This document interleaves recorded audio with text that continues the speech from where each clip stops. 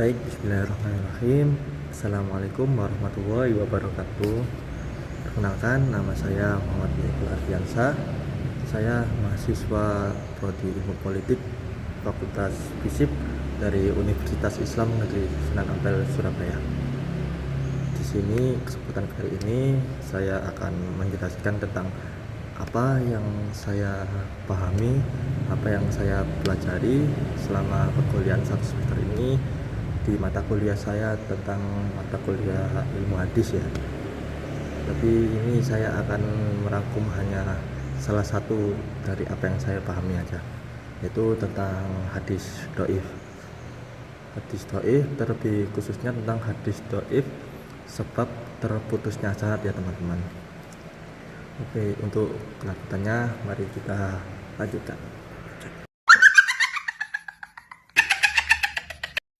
Oke, pada pembahasan kali ini saya akan membahas tentang hadis dhaif, terlebih khususnya hadis dhaif sebab terputusnya sanad.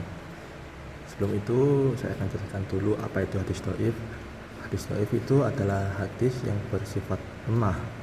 Jadi kenapa bisa disebut lemah? Karena hadis tersebut tidak memenuhi syarat-syarat untuk menjadi hadis yang sahih atau hadis hasan. Lalu hadis dhaif sendiri ada 3 jenisnya, bisa disebut jenisnya aja. Yang pertama ada hadis dhaif sebab terputusnya sanad, lalu ada hadis dhaif sebab cacat pada perawi, lalu ada hadis dhaif sebab matan yang bertentangan dengan ajaran agama Islam. Untuk kali ini saya akan membahas yang tentang hadis dhaif sebab terputusnya sanad aja teman-teman.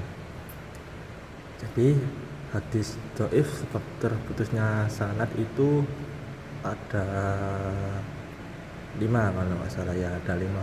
Ada hadis mu'allaq, ada hadis mursal, ada hadis mu'dal, lalu ada hadis munqati, dan juga ada hadis mudalas. Kira-kira hadis-hadis tersebut apa aja? Selanjutnya akan kita bahas. Kaget. Kaget. Oke, selanjutnya yaitu pembahasan tentang hadis dhaif sebab terputusnya sanad, yaitu tentang hadis mu'allaq.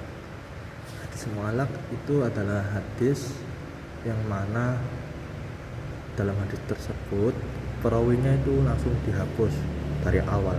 Jadi contohnya itu langsung dari Nabi turun ke sahabat, turun ke tabi'in, langsung menuju kepada penyusun hadisnya. Jadi kayak nama-nama perawinya itu dihapus, sanad perawinya itu dihapus. Jadi nama-nama perawinya itu enggak ada. Langsung dari Rasul, dari sahabat ke tabi'in, terus langsung ke penyusun hadis. Jadi tidak ada nama-nama sanad perawinya ya. Seperti itu teman-teman. Contohnya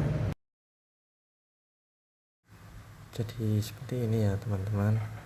Itu bisa dilihat bahwasanya hadis mu'allaq itu hadis yang langsung perawinya tuh dihapus, langsung disandarkan ke sahabat Nabi, ke tabi'in langsung ke penyusun hadis.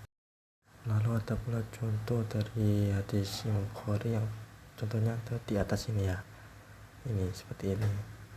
Itu menjelaskan dalam kasus ini Bukhari langsung menyebutkan nama sahabat Abu Musa dan tidak menyebutkan perawi sebelumnya yang menghubungkan dengan Nabi Muhammad SAW. Jadi kayak perawi-perawinya itu dihapus teman-teman. Jadi ibaratnya langsung disandarkan tanpa melalui perawi-perawi itu, jadi langsung ke penyusun hadis tersebut. Lalu kedua ada hadis mursal.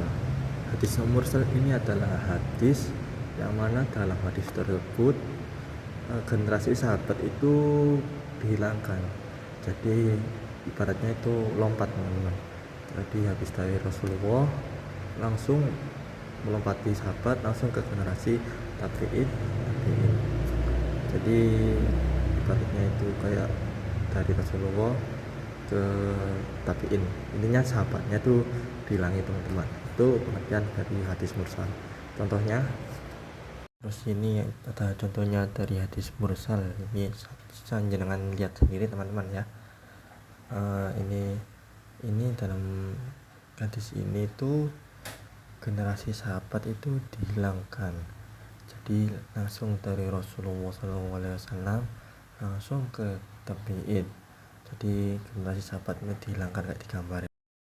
Terus contoh hadisnya itu kayak hadis yang di atas ini, bisa dilihat semuanya. Nah, hadis ini disebut mursal karena Hasan al-Basri ini langsung menyebutkan sabda Nabi tanpa menyebutkan sahabat yang sebagai perantara ini.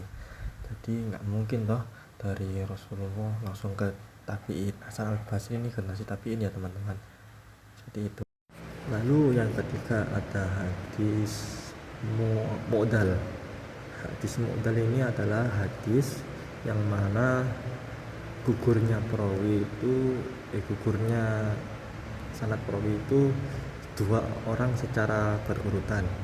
Jadi contoh dari Rasulullah ke sahabat ke tabi'in, terus tabi'in ke tabi'in, terus ke perawi pertama sama perawi kedua. Nah, perawi pertama sama perawi kedua ini dihilangkan teman-teman. Jadi bisa aja langsung ke perawi selanjutnya. Jadi intinya itu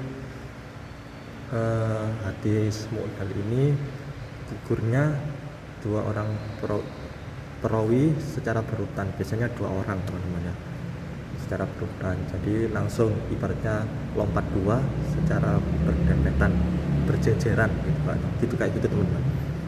Jadi langsung lompatnya itu lompat dua orang itu contohnya. Jadi ini contoh dari hadis mu'dal teman-teman.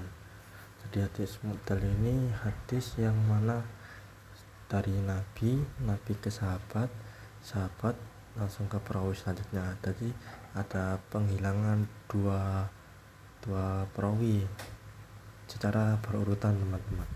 Jadi langsung melompati dua perawi gitu, seperti itu. Terus untuk contoh hadis mu'dal sendiri bisa dilihat pada gambar di sini ya.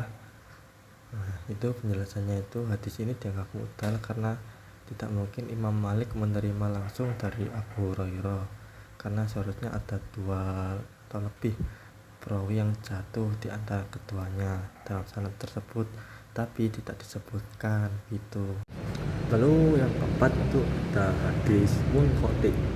Hadis munqati itu adalah hadis yang mana perawinya itu hilang, gugur, tidak di awal, tidak di akhir, dan tidak juga di tengah. Jadi tidak ada pakemnya teman-teman ya.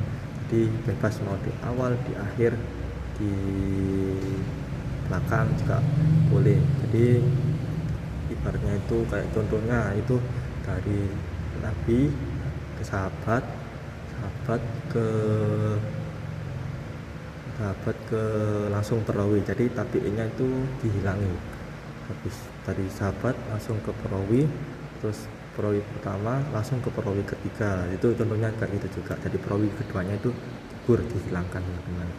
Contohnya, nah ini contoh dari hadis munqati. Jadi hadis munqati itu hadis yang mana perawinya itu dihilangkan, bisa di awal, bisa di tengah, atau bisa di akhir. Ininya bebas lah teman-teman, jadi nggak ada pakemnya. Jadi ini salah satu contohnya itu penghilangan rawi di generasi tabi'in saja. Jadi seperti itu teman-teman. Nah contohnya itu seperti ini ya teman-teman. Contohnya hadis Imam Malik meriwayatkan hadis dari Abu Hurairah. Nah kenapa disebut hadis munqati? Karena tidak mungkin juga seorang Abu Hurairah itu meninggal jauh sebelum Imam Malik lahir. Tadi tidak mungkin Imam Malik bertemu langsung dari Abu Hurairah. Lalu yang terakhir itu ada hadis mudalas teman-teman. Jadi hadis mudalas itu adalah hadis yang mana demi menutupi kecacatan dari hadis tersebut itu ibaratnya mengganti dengan nama samaran, bahasa kasarannya kayak gitu teman-teman. Jadi contoh dari dari Rasulullah ke sahabat, lalu sahabat ke tabiin, habis tabiin ke perawi pertama, langsung ke perawi kedua. Nah, perawi pertama ini ibaratnya dilompati atau katakanlah nggak tahu namanya, itu kita samarkan dengan nama Fulan atau seperti itu teman-teman. Jadi langsung nggak dilompati, cuman diganti dengan nama samaran. Jadi kayak gitu teman-teman. Contohnya, lalu yang terakhir ini adalah hadis mudalas teman-teman.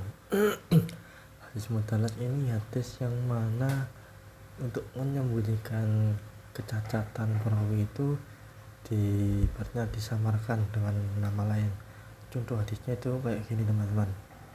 Jadi riwayat Sufyan bin Uyainah dari Az-Zuhri yang sebenarnya tidak pernah mendengar langsung darinya, melainkan melalui dua orang perawi yang sengaja ia hilangkan di sanadnya, namun diganti dengan nama Az-Zuhri. Seperti itu teman-teman. Jadi sekian dari penjelasan pemaparan apa yang pernah saya pahami selama pembelajaran studi al-hadis di kelas ilmu politik semester 1 Universitas Negeri Islam Sunan Ampel. Jadi kalau ada salah kata ataupun yang kurang berkenan di hati panjenengan semua, saya meminta maaf atas nama pribadi, karena sejatinya manusia itu tepatnya salah dan dosa.